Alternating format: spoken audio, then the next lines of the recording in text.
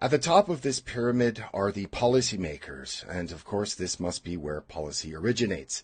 This includes the Bank of International Settlement, which ultimately controls the money supply and thus global markets, trade, and national economies. The BIS coordinates the various national central banks that coordinate government monetary and fiscal policy in their assorted countries. Working with these banks are the global representative groups or high-level think tanks that formulate the policies to achieve the global public-private partnership goals. These global think tanks work in partnership and with other global entities to create global political policy, and they include such organizations as the World Economic Forum, the Council on Foreign Relations, and the Club of Rome, among many others.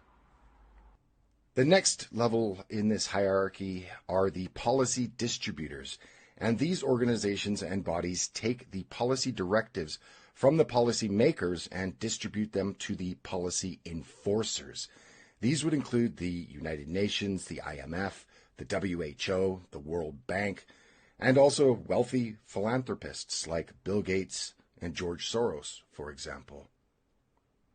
The next level are the policy enforcers, and the policy enforcers are those who work to justify the policies they are required to enforce, and they include national and local governments, the civil service, the courts, military, and the police, among others. The next level in the global public-private partnership are the policy propagandists, and they are tasked with convincing the public to accept and hopefully believe in the policies they are setting directives for. They use psychological manipulation, disinformation, misinformation, broad censorship, and outright propaganda. Now, these groups include the mainstream media, the so-called fact checkers, social media platforms, and other groups like the ADL and the SPLC, among others. And at the bottom of this hierarchy are the policy subjects themselves, or the general public. We, the general public, are the subjects of the policies that trickle down through the global public-private partnership ecosystem.